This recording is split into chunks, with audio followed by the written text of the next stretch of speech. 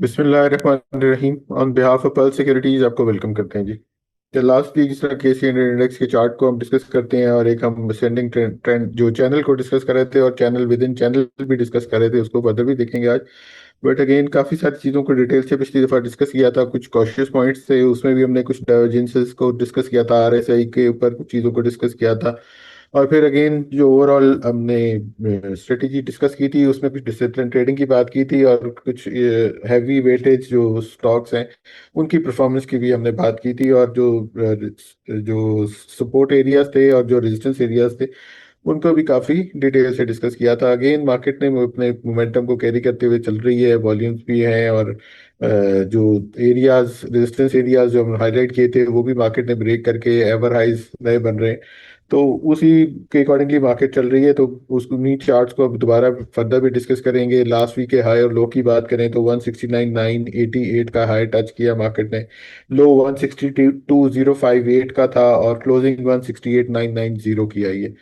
तो फर्दर अब चीज़ों को देखते हैं। आज हमने अक्टूबर सीजनैलिटी के ऊपर भी बात करनी है, सीजनल्स के ऊपर भी देखते हैं चीज़ें कैसे रही। और जो हमने जो सितंबर सीजनल को डिस्कस किया था उसके ऊपर भी एक व्यू शेयर करेंगे। तो जमशेद की तरफ क्विकली चलते हैं और फर्दर चीज़ों को देखते हैं। तो ओवर टू जमशेद। जी अस्सलाम वालेकुम। वालेकुम अस्सलाम। अच्छा जी, फर्स्टली तो अक्टूबर सीजनल्स को टेक टॉक के ऊपर डिटेल में डिस्कस करते हैं। Before going into the October seasonal, अगर हम सितंबर सीजनल्स को देखें, जो कि एक बड़ी ग्रीन कलर की रेड कैंडल, सॉरी ग्रीन बार नजर आ रही है इस जगह के ऊपर। तो ये सितंबर प्रिंट हुआ है और यहाँ पे सितंबर के ऊपर हम जो कमुलेटिव गेन्स की बात करें तो मोर देन 11%, प्रिसाइजली 11.36% के गेन्स पोस्ट हुए। 16,875 पॉइंट्स ऐड हुए मंथ ओवर मंथ बेसिस के ऊपर। अब यहाँ पे क्लियरली बुलिश मंथ था सितंबर हिस्टोरिकल डेटा के ऊपर। लेकिन हमने वोलेटिलिटी की बात की थी, तो वोलेटाइल सेशंस समहाउ कुछ हमने कुछ वीक्स के अंदर देखे भी, लेकिन स्टिल जो बुलिश मोमेंटम था वो डोमिनेंट था अपसाइड के ऊपर। काफी हैवी वेटेड स्टॉक्स ने परफॉर्म किया और फिर जो कोई थर्ड ईयर सेकंड ईयर्स के स्टॉक्स थे, जो कि व्यू था कि फर्स्ट वीक से लेके और मिड ऑफ सितंबर या लास्ट सितंबर तक हमें वो परफॉर्म करते नजर आ सकते हैं। और जैसे सर ने रिकैप के अंदर डिस्कस किया कि लास्ट वीक हमारा जो वेबिनार था वहां पे हमने डिस्कस किया था कि going further heavy weighted stocks को फॉलो करना चाहिए। Third year second year stocks थोड़ा सा कंसोलिडेट करेंगे, हैवी वेटेड स्टॉक परफॉर्म करते नजर आ सकते हैं। तो वो भी इन लाइन विद द व्यू हमने परफॉर्मेंस देखी वहां पे। बैंक्स के जो स्टॉक्स थे उनमें से एचबीएल ने आउट परफॉर्म किया ड्यूरिंग द वीक। इसी तरह ऑयल सेक्टर में से देख लें तो पोल ने काफी अच्छा परफॉर्म किया। तो ये सारे हैवी वेटेड स्टॉक्स थे। हब पावर ने परफॉर्म किया, हब पावर को आगे क्यूरी सेक्शन में भी देखेंगे। तो खैर मार्केट के अंदर तगड़ा मोमेंटम बनता नजर आया है। अच्छा, अब जो हमारे पोटेंशियल लेवल्स थे उनसे भी मार्केट अपसाइड के ऊपर आके क्लोज किया। तो अक्टूबर सीजनल्स के ऊपर चार्ट फॉर्मेशंस का बिहेवियर कैसे रहता है उसको डिस्कस करने से पहले एक स्लाइड के ऊपर चलते हैं और यहाँ पे जो हिस्टोरिकल डेटा है इनको डिस्कस कर लेते हैं। फर्स्ट ऑफ ऑल तो जी, हमारे पास जो करंट स्ट्रक्चर है इसको देखेंगे आप तो यहाँ पे जितनी हिस्टोरिकल डेटा के ऊपर मूवमेंट्स हैं वहां पे क्लियरली बुलिश मोमेंटम प्रिवेल करता नजर आ रहा है। लास्ट 16 ईयर से, ये 2009 से लेके 2024 का एरिया है। और यहाँ पे अगर आप थोड़ा सा लास्ट 16 ईयर्स के ऊपर कमुलेटिवली देखा जाए तो कोई 12 टाइम्स पॉजिटिव और कोई ओनली 4 टाइम्स नेगेटिव बंद हुआ मंथ ऑफ अक्टूबर हिस्टोरिकली। और का मतलब यही है हिस्टोरिकली मोर देन 75%, अप्रोक्सीमेटली 75% यहाँ पे हमारी रेशियो बनती है बुलिश बिहेवियर के ऊपर। और यहाँ पे एक चीज अगर स्टेबल के ऊपर ये जो ग्रीन और रेड कलर का बना हुआ है, यहाँ पे आप फोकस करेंगे तो जो लास्ट कंजेक्टिव कुछ साल थे यहाँ पे हमारे पास 2017, 2016, 2020 ये अक्टूबर के मंथ थे। लेकिन ओवरऑल हमारे पास एक बुलिश मोमेंटम ग्रीन बार्स आपको ज्यादा मिलती नजर आ रही होंगी। अब यहाँ पे नेक्स्ट जो चीज देखने वाली है वो इंटरेस्टिंगली देखा जाए तो जो 2021 से ऑनवर्ड ये जो कंजेक्टिव 3 ईयर्स थे, फोर पॉजिटिव कंजेक्टिव जो ईयर्स हैं, 2021 हो गया और उसके बाद हमारे पास 2022, 2023 एंड 2014, ये कंजेक्टिव जो 4 ईयर्स हैं काफी एग्रेसिव बुलिश रन यहाँ पे हमने विटनेस किया। अप साइड के ऊपर मार्केट ने काफी परफॉर्म किया है परसेंटेज वाइज, नंबर वाइज। इसका जो की टेकअवेज है, जो समरी है, बुलिश मंथ रहेगा मेरे ख्याल में। जैसे हमने लास्ट कपल ऑफ सेशन यहाँ पे विटनेस भी किए हैं, तो बुल्स डोमिनेट करते नजर आ सकते हैं फर्दर। उसके ऊपर जो स्ट्रक्चर है, मैं प्रीवियस कुछ मंथ्स का जो एनालिसिस है या जो हिस्टोरिकल हम बिहेवियर डिस्कस करते रहे सीजनल्स के ऊपर, तो ये काफी दफा दोबारा से भी मैं रिपीट कर रहा हूँ, काफी दफा पहले भी डिस्कस किया है कि स्ट्रक्चर को ज्यादा फोकस करना चाहिए। मार्केट अब बहुत बड़ा नंबर बन चुका है केस 100 के ऊपर। स्टिल कुछ स्टॉक्स, कुछ सेक्टर्स लैगिड रहे हैं, वहां पे होपफुली टर्न अराउंड मिलेंगे जैसे जैसे फंडामेंटल्स वहां पे बेहतर होते जाएंगे।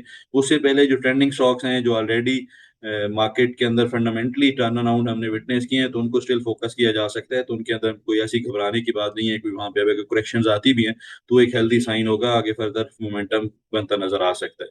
तो अब इसको एज ए ट्रेड एग्जीक्यूशन के लिए देखा जाए तो वो बड़ा सिंपल सा हमारे पास बिहेवियर रह सकता है। और उसके लिए हम दोबारा से चलते हैं अपने डेली टाइम फ्रेम के ऊपर, चार्ट्स के ऊपर। तो एक चीज हाँ यहाँ पे डिस्कस करने वाली बनती है, वो वॉल्यूम्स हैं। और इसी मंथली चार्ट्स के ऊपर हम वॉल्यूम्स को फर्स्टली तो देख लेते हैं कि यहाँ पे प्रीवियसली कैसा वॉल्यूम्स एक्ट करते नजर आए हैं। क्योंकि वॉल्यूम्स बार के ऊपर इंटरेस्टिंगली काफी हमें इंक्रीज करता नजर आया volume month over month basis के ऊपर। This was the first volume bar, ये जो थोड़ा सा नोटिसेबल था। ये हम मैं बात कर रहा हूँ दिसंबर 2023 में। तो इस वॉल्यूम बार को आप देखेंगे तो उसके बाद हमने 1 से 2 मंथ की साइडवेज देख लें या थोड़ा सा स्लाइटली कंसोलिडेशन के जो चीजें थी वो बनती नजर आ रही थी। इसी तरह ही दिसंबर 2023 2024 में देखें तो ये ग्रीन कैंडल एक हमने विटनेस की, यहाँ पे वॉल्यूम्स काफी एग्रेसिवली इंक्रीज किए। उसके बाद अगेन यहाँ पे भी हमने कुछ मंथ थोड़ा सा साइडवेज मोमेंटम देखा था। तो लास्ट जो सितंबर का मंथ था, यहाँ पे भी आप देखेंगे तो ये जो बार प्रिंट हुई है, यहाँ पे भी काफी बड़े नंबर वॉल्यूम के ऊपर ट्रेड हुए हैं। और देखा जाए तो अप्रोक्सीमेटली इन्हीं तीन जो बार्स हैं, जो टू इक्वल्स बार हैं, उन्हीं के अराउंड ही वॉल्यूम ट्रेड हुए हैं। तो अब इसके अंदर ये ऐसा नहीं है कि यहीं से ही सेल सिग्नल जनरेट होता है, लेकिन थोड़ा सा डिसिप्लिन जाना चाहिए। मनी मैनेजमेंट के ऊपर जरूर फोकस करना चाहिए, और सिर्फ स्टैंडिंग जो स्टॉक्स हैं उनके अंदर हमें ट्रेडिंग अपॉर्चुनिटीज को तलाश करना चाहिए, और जो फंडामेंटली स्ट्रॉन्ग स्टॉक्स हैं। अब गोइंग फर्दर क्या चीजें डेवलप होती नजर आ सकती हैं वीक ओवर वीक बेसिस के ऊपर, तो उसके लिए जो हमारा कन्वेंशनल चार्ट है उसको क्विकली डिस्कस करते हैं। वहां पे कुछ ज्यादा डिस्कस करने को है नहीं, क्योंकि स्टिल कोई एक असेंडिंग चैनल की फॉर्मेशन के अंदर ही केस ट्रेड कर रहा है। अब यहाँ पे जो चैनल विद इन चैनल की बात हम करते रहे लास्ट कुछ सेशन से, तो इसके ऊपर हमने लास्ट कुछ 1 से 2 सेशन इसी जगह के ऊपर केस 100 को हॉल्ट होते देखा। स्लाइटली यहाँ पे केस 100 रुका, अगेन हमने फिर उसके बाद एक ग्रीन मेजर कैंडल देखी। लास्ट जो कैंडल स्टिक पैटर्न प्रिंट हुआ है, एक इनडिसाइसिव कैंडल है, और इसको नेकेड चार्ट के ऊपर भी मैं आप लोगों के साथ शेयर करता हूँ। सारी जो हमारे पास ड्राइंग्स हैं इनको एक दफा रिमूव करते हैं। यहाँ पे आप देखेंगे तो एक जो डे ओवर डे बेसिस के ऊपर, और ये जो मैं बात कर रहा हूँ 3 अक्टूबर की कैंडल की, तो यहाँ पे जो प्रिंट हुआ है चार्ट, ये कोई देखा जाए तो एक क्लासिकल डॉजी है। तो इसको एक कंफर्मेशन के लिए हमें रिक्वायर्ड होगा कैंडल। अब इसी जगह के ऊपर ही लेट से कि क्योंकि ये गैप अप ओपनिंग भी है, एक पॉसिबल एग्जॉशन गैप भी है स्लाइटली। उसके बाद इवनिंग स्टार भी आप काफी जगहों पे देखेंगे ये डिस्कस होता नजर आएगा। लेकिन मैं क्यों ये डिस्कस करता रहा, क्योंकि इसको कोई भी डॉजी बनेगा तो उसको रिक्वायर होगी एक कैंडल, क्योंकि हम बहुत ज्यादा ट्रेंडिंग मूव के अंदर हैं, बुलिश मोमेंटम काफी स्ट्रांग है। और यहाँ पे आप देखेंगे तो रिसेंट हिस्ट्री के अंदर this was the first one. ये भी एक डॉजी कैंडल था, एक सेशन हमने साइडवेज देखा, लेकिन उसके बाद फिर ट्रेंड करता नजर आया case 100। This was the second time, ये भी एक काइंड ऑफ हैंगिंग मैन, एक डॉजी कैंडल था, इंडिसाइसिव कैंडल था। स्लाइटली हमने करेक्शन देखी, लेकिन उसके बाद फिर हमने अप साइड के ऊपर रिकवरी करता नजर आया।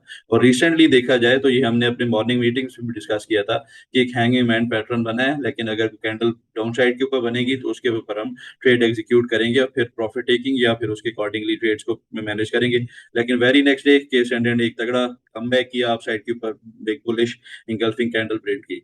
तो कहने का मतलब है कि जब तक स्ट्रक्चर वायलेशंस नहीं होती तब तक मेरे ख्याल में मार्केट के अंदर जो स्पोर्ट्स हैं उनको साथ साथ ट्रेल करते रहना चाहिए। और जो भी स्पोर्ट्स बनती हैं, अभी के लिए इमीडिएट स्पोर्ट की हम बात करें तो वो कोई 1,66,000 के पास का एरिया है, और इसको केस 100 को सस्टेन करना चाहिए। अपसाइड के ऊपर इमीडिएटली कोई मेजर स्ट्रक्चर नहीं है, ये जो एक सेंडिंग ट्रेंड लाइन को हम लेके चल रहे हैं, तो इसका एरिया 1,70,000 के पास राउंड करता है। तो ये देखने वाला होगा कि इसको केस 100 कैसे रीगेन करता है, एक साइकोलॉजिकल नंबर भी है। तो मेरे ख्याल में सेल बाइंग साइड के ऊपर एंट्रीज को प्लान करना चाहिए।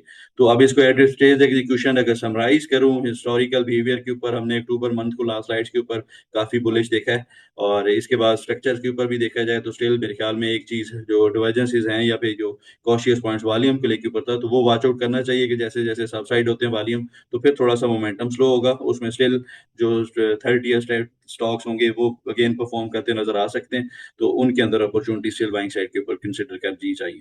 जी सर।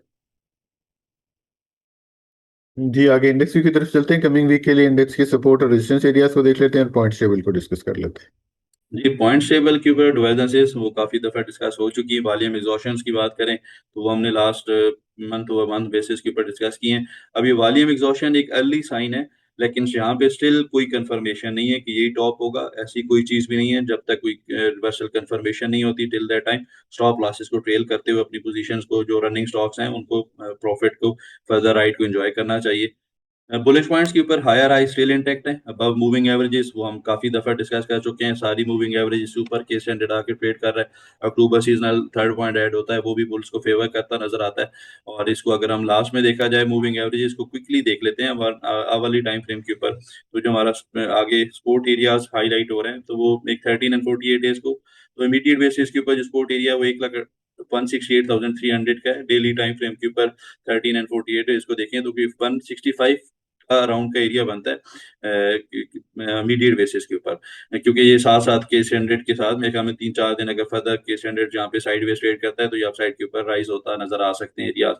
तो कन्वेंशनल लेवल्स को अगर क्विकली देखें तो मीडिएट बेसिस के ऊपर 1,70,000 से 1,71,800 का रेजिस्टेंस एरिया है, immediate hurdle area. Down side के ऊपर सपोर्ट एरिया देखें वो 1,67,300 से 1,66,000 के एरिया है, और वंस 1,66,000 भी डिसाइसिवली ब्रेक होता है तो तब भी हम बहुत ज्यादा बीरी साइड के ऊपर बयास को नहीं देखेंगे, ना ही बीरी साइड के ऊपर इस माइंड माइंड साइड को देखेंगे टिल द टाइम ये जो डाउन साइड के ऊपर एक मेजर बुलिश रेड कैंडल जो सेंडिंग ट्रेंड लाइन है वो वायलेट नहीं होता। ये एरिया थोड़ा डीपर साइड के ऊपर है, काफी बड़ा नंबर है कि 100 तो कोई 10-12 हजार की करेक्शन, कितनी बड़ी करेक्शन होगी नहीं अगर फ्यूचर में कभी हमें विटनेस होती भी है।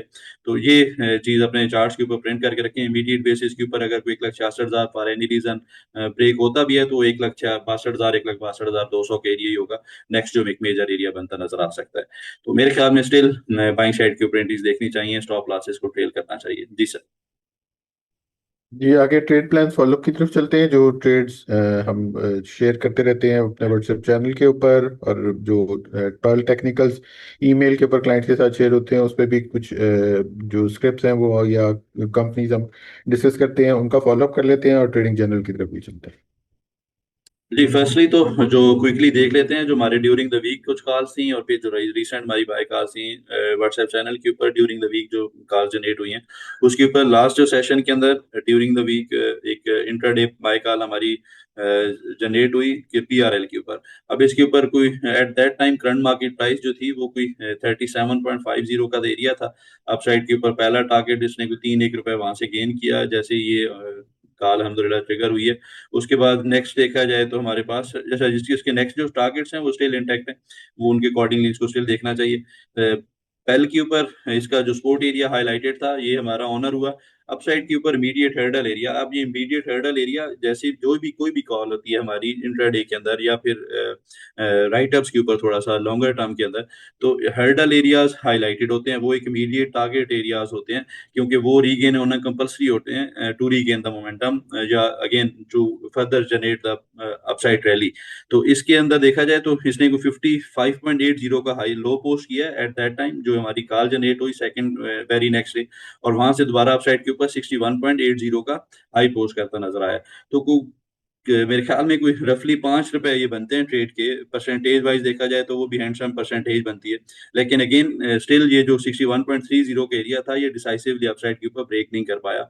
साइडवेज ट्रेड कर रहा है, ट्रेड इंटैक्ट है, लेवल्स इंटैक्ट है, अकॉर्डिंगली ट्रेड करना चाहिए। एयरलिंक के ऊपर हमारी एक बाय कॉल जनरेट हुई, इसने अपसाइड डाउन साइड के ऊपर 162 रुपीस का जो एरिया था उसको टेस्ट किया, वहां से अपसाइड के ऊपर रीगेन करने के ऊपर ये जो इमीडिएट हेडलर एरिया आते हैं ये इमीडिएट टारगेट से सेकंड टारगेट कंप्लीट किया है। ये 173 और 177, 173 के पास ही आके एग्जॉस्ट करता नजर आया है।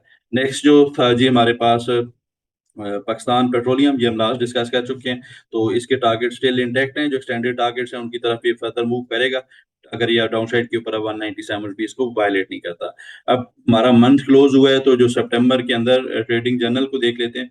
तो अल्हम्दुलिल्लाह ग्रीनरी ही नजर आती है। जैसे बार्स के ऊपर हमने लास्ट कैंडल स्टिक्स पैटर्न के ऊपर देखा है, वहां पे भी ग्रीन प्रिंट हुए। तो हमारा ट्रेडिंग जर्नल भी अल्हम्दुलिल्लाह उसी तरह की स्टोरी बता रहा है। यहाँ पे आईएसएल के ऊपर इनिशियल टारगेट्स कंप्लीट कर चुका था। जो पीआरएल है, ये 30% का जो प्रॉफिट था ये इसने कंप्लीट किया है। ये जो हमारी लास्ट हमने जो कॉल देखी है उसके अलावा की बाय कॉल थी, ये जो हमने डिस्कस किया था इसको 1 सितंबर में राइट अप्स के ऊपर, ये इसका राइट अप था अपसाइड के ऊपर।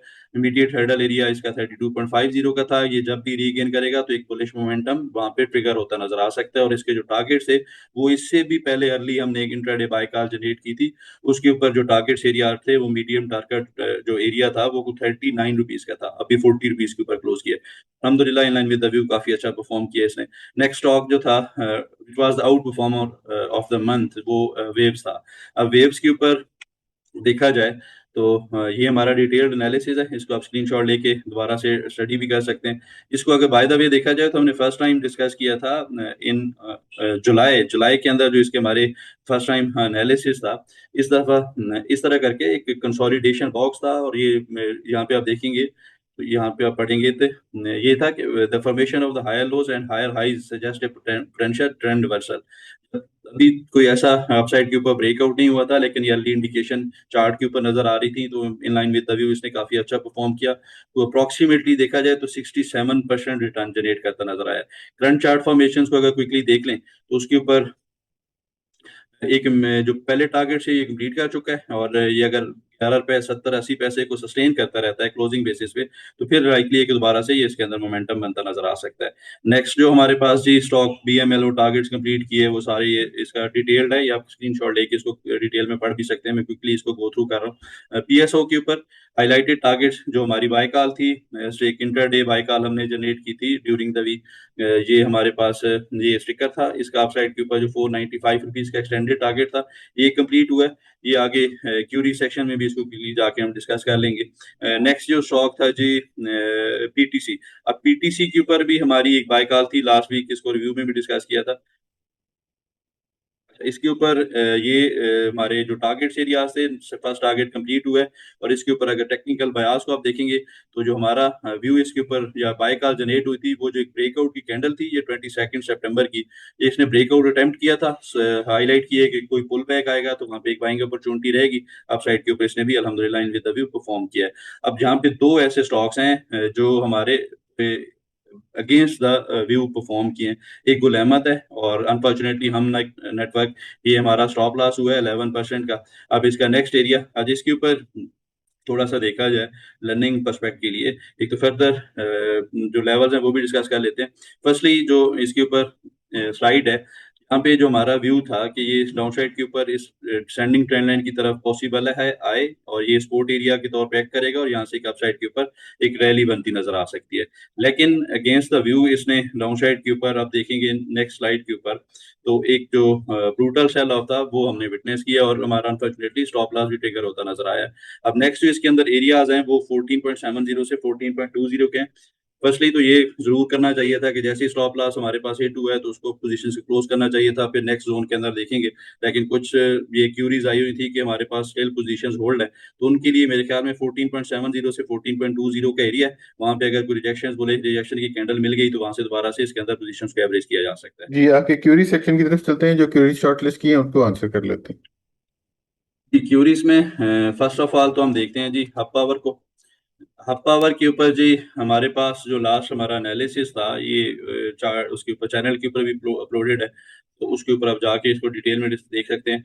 एक 1.272% की हमने बात की थी, 127.20% की 200 रुपए का एरिया बनता था, और ये डिस्कस किया था कि इसको ये एरिया 191.88 का डिस्कस सस्टेन करना चाहिए, तो फिर ये अपसाइड के ऊपर एक अपसाइड की रैली करता नजर आएगा।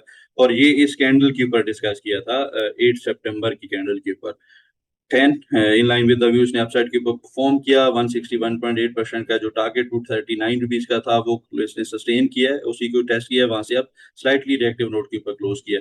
अब इसके ऊपर जो शॉर्टर टाइम फ्रेम के ऊपर चार्ट फॉर्मेशन है, एक तो साइडवेज ट्रेड कर रहा है, यहाँ पे इस जगह के ऊपर आप देखेंगे तो क्लियरली एक साइडवेज मोमेंटम है। अच्छा, अब इसके ऊपर नेक्स्ट एरिया क्या हो सकता है, तो उसके लिए बड़ा सिंपल सा है।